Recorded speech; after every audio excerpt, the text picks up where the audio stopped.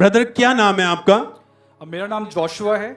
और ये गवाही आपके फादर की है? हाँ जी। क्या नाम है इनका? मेरे फादर का नाम है एडविन सिंह। कहाँ से हैं आप? हम दिल्ली से हैं। आप खुद बताएं, क्या गवाही है आपके फादर की? स्टार्टिंग में ये हुआ कि पापा को नॉर्मल फीवर हुआ। ये है 2021 मई की बात। और नॉर्मल फीवर हुआ जिसमें हमने इनको क्रोसिन या कोई भी पास में मिलने वाली कोई भी मेडिसिन इनको दे दी। और विद इन अ वीक ये वीक होते चले गए, फीवर और बढ़ता चला गया। और प्रॉपर दिल्ली में लॉकडाउन लगा हुआ था, कोई भी डॉक्टर अवेलेबल नहीं था। तो मैं भी फरीदाबाद रहता हूँ, तो उस वजह से ना तो मैं इनको विजिट कर सकता था और ना ही मैं इनके पास आकर के कुछ भी इनको एड दे सकता था। तो उस दौरान एक वीक के बाद एकदम से मम्मी का फ़ोन आता है कि बेटा पापा ना तो बोल रहे हैं कुछ, ना आंखें खुल रही हैं, ना मुंह से कुछ आवाज़ निकल रही है। तो हम लोग आए फटाफट, मेरा भाई भी फटाफट आया वहाँ पे घर पे दिल्ली में। और जब इनको हमने देखा तो हमें नहीं समझ में आया, क्योंकि मेडिकल लाइन से है नहीं। तो हमने बहुत से कलीसिया के लोगों को बुलाया, फ़ोन करा। और साथ ही साथ क्योंकि मैं एक स्कूल में टीचर हूँ और उसमें आर्मी के कैंटोनमेंट में वो स्कूल आता है, तो उसके अंडर कैंटोनमेंट की जो हॉस्पिटल की एड्स है वो फ्री होती है। मैंने उनको भी बहुत फ़ोन करा कि आप मेरे फादर को एडमिट कर लीजिए, उन्होंने भी साफ मना कर दिया। मैंने एम्स में हमने फ़ोन करा, मेडिकल में फ़ोन किया, पास के प्राइवेट हॉस्पिटल्स में कहीं भी कोई भी बेड खाली नहीं था। इस वजह से उन्होंने साफ मना कर दिया मेरे फादर को लेने के लिए। और उसके बाद कलीसिया के कुछ लोग आए और उन्होंने उठा करके इनको किसी तरीके से मेडिकल भेजा।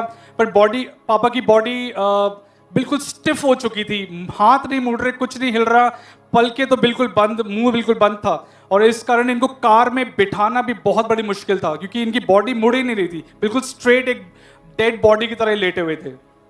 और फिर आप जब इन्हें हॉस्पिटल में डॉक्टर के पास लेकर गए, डॉक्टरों ने इन्हें देखा, क्या कहा था डॉक्टरों ने? जब डॉक्टर्स ने इनको देखा, इनका टेस्ट करा, तो उसमें सबसे पहले इन्होंने बोला कि पहले कोविड का टेस्ट होएगा, हम इनको हाथ भी नहीं लगाएंगे। और तब तक हमें कुछ मेडिकल के और भी डॉक्टर्स ने उन्हें बता दिया था कि इनको हार्ट अटैक आ चुका है। पर हम कुछ भी कर नहीं सकते अंटिल एंड अनलेस 3 डेज को इनको रखना है और चेक करेंगे कि इनका कोविड पॉजिटिव तो नहीं है। और उस दौरान उन्होंने इनको एक ऐसे वार्ड में डाल दिया जहां पे कोविड के बिल्कुल लास्ट स्टेज के पेशेंट्स को रखा जाता है, और बिल्कुल एक डेड बॉडी की तरह पापा वहां पड़े हुए थे। और 3 दिन के बाद उन्होंने इनका जब टेस्ट किया, उन्होंने इनका ट्रीटमेंट स्टार्ट किया, क्या किया उन्होंने फिर? जब इन्होंने पापा का टेस्ट करा 3 दिन के बाद, क्योंकि वो नेगेटिव थे कोविड से, तब इन्होंने बताया डॉक्टर्स ने कि इनको हार्ट अटैक तो आया ही आया है, बट ब्रेन स्ट्रोक भी हुआ है, जिसकी वजह से 2 क्लॉट्स इनके ब्रेन के अंदर हो गए हैं। और उसका रिजल्ट जो है वो ये है कि पापा के ब्रेन क्लॉट्स की वजह से इनका स्पीच बिल्कुल खत्म हो चुका है, अब ये कभी नहीं बोल सकते। और जो हार्ट अटैक आया था उसकी वजह से इनकी जो राइट साइड की ये जो आर्टरी है वो बिल्कुल 100% ब्लॉक हो गई थी। लेफ्ट साइड की आर्टरी 87% ब्लॉक हो चुकी थी, सिर्फ 13% खुली हुई थी आर्टरी, जिसकी वजह से ब्लड पूरा सर तक ऊपर जाता है। और डॉक्टर्स ने कह दिया था कि ये राइट हैंड साइड का पूरा 100% पैरालिसिस हो चुका है इनको। अगर इनको आपने बचाना है, इनकी बॉडी अगर चलते कंडीशन में रखनी है, तो इनको एक स्टेंट डालना पड़ेगा। और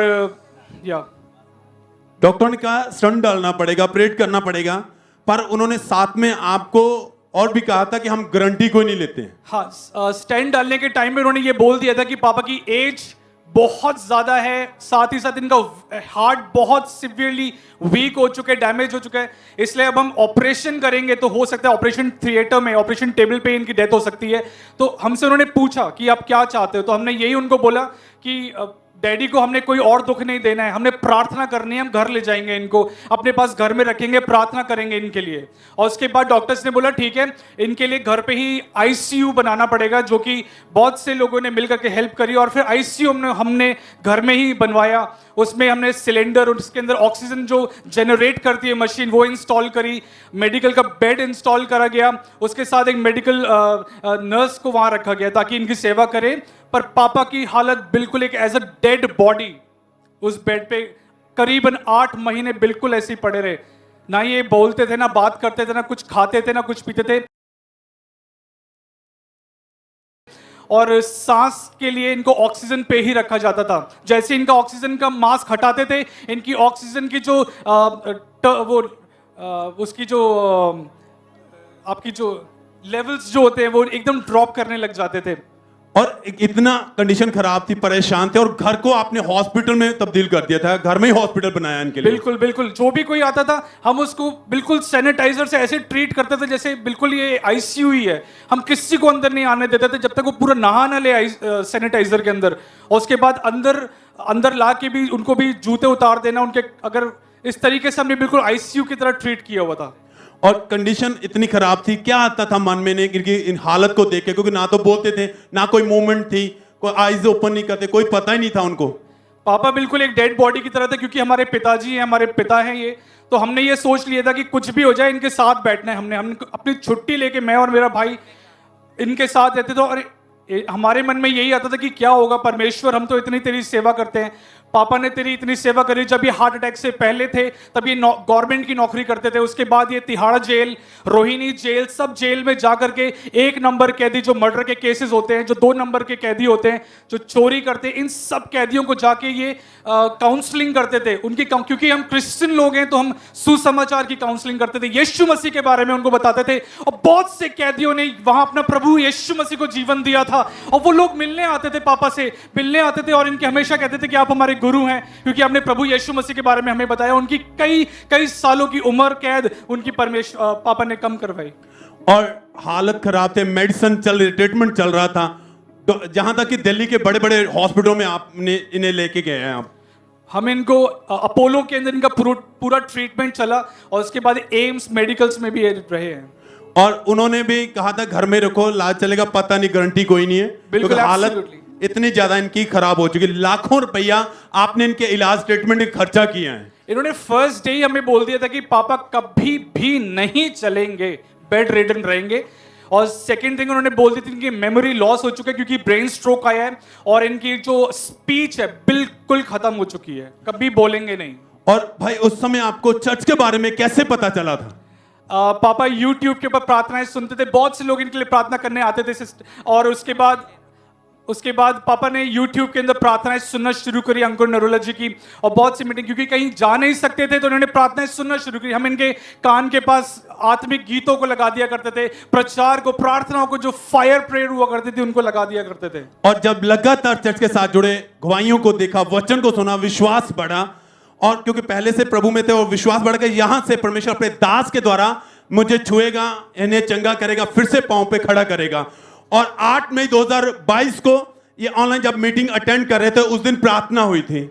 जब प्रार्थना हो रही थी फायर प्रेयर, तो इन्होंने एक अभिषेक को महसूस करा, एक आग को महसूस करा इनकी बॉडी के अंदर, इनकी नर्व्स में, इनके जॉइंट्स के अंदर एक पावर को परमेश्वर की तरफ से इन्होंने महसूस करा। और उन्होंने हिम्मत जताई कि क्या मैं उठ सकता हूं, और उन्होंने विश्वास किया उस प्रार्थना के साथ। और प्रार्थनाओं के द्वारा परमेश्वर ने अपनी महिमा को इनकी जिंदगी में दिखाया और ये उठ करके खड़े हुए। सब थैंक्स करें और ये हाथों को उठाते हुए सब खड़े हो जाओ अपने अपनी जगह पर, जहां पर भी ऑनलाइन ब्रांचेस में जहां भी बैठे हैं, झूमते हुए, हाथों को उठाते हुए, स्वर्ग की ओर देते, जय जयकार, हालेलुया बोलते हुए परमेश्वर के बड़े अद्भुत काम के लिए। और उसी समय जैसे प्रार्थना को रिसीव किया, ये खुद उठ खड़े हुए अपने पांव पर, ये उठ के खड़े हुए और इन्होंने जो पहली चीज जो करी वो परमेश्वर की स्तुति गाई, प्रभु का धन्यवाद करूंगा और उसकी संगति में सदा रहूंगा, ये गीत गाया इन्होंने। जबकि डॉक्टर कहते थे ये कभी बोल नहीं पाएंगे, कभी नहीं बोल पाएंगे, कभी चल नहीं पाएंगे, उठ नहीं पाएंगे, कभी नहीं चल पाएंगे। उठे और उसी समय जब जुबान खुली तो परमेश्वर को महिमा दी इन्होंने। यस, और एकदम से ये उस दिन से बिल्कुल ठीक है। यस, ये बिल्कुल ठीक है। उस दिन से खुद चलते हैं, खुद जा करके प्रचार भी करते हैं। पर जब ये उस दिन 7 तारीख को गुड फ्राइडे के दिन यहाँ पर आए और ये इमरजेंसी सेक्शन में बैठे हुए थे, तब ये आत्मा में, दिल में ये सोचते थे कि खुदा बाप तू मुझे कैसे फिर से इस्तेमाल करेगा। पर उस दिन खुदा के खादिम ने इनके ऊपर अभिषेक वाला तेल लगाया और आज गवाही के लिए लाखों लोगों के सामने इस्तेमाल कर रहा है, उठा के खड़ा कर करके, झूमते हुए, नाचते हुए परमेश्वर के अद्भुत काम के लिए। मुर्दा जान को परमेश्वर ने जीवित किया। मुर्दा जान जो एकदम से 1 साल बेड पर रहा है भाई, ये कोई मूवमेंट नहीं थी, एकदम से कोई मूवमेंट नहीं। डॉक्टरों ने जवाब दिया हुआ था, पर विश्वास परमेश्वर पर था, वचन में बने रहे और परमेश्वर ने अपनी दया को जाहिर किया और ये खुद अपने पापों कर। आप चलकर दिखाएं, चलिए भाई, आप सब धन्यवाद देते हुए, हाथों को उठाते हुए, जितने ऑनलाइन हैं क्योंकि यहाँ पर परमेश्वर ने अपने नबी को वो सामर्थ दी है, जो विश्वास करेगा वो बड़ी महिमा को अपने जीवन में देखेगा। ये परमेश्वर की महिमा है। खुदा ने अपनी दया को इस भाई के जीवन में जाहिर किया और ये खुद चल पा रहे हैं, एकदम से अपनी बेड को छोड़कर पांव पर खड़े हैं। सब मेहनत करते हुए परमेश्वर के नाम को महिमा देते हुए, धन्यवाद करते हुए, सब सब सब सब होठों को खोलते हुए।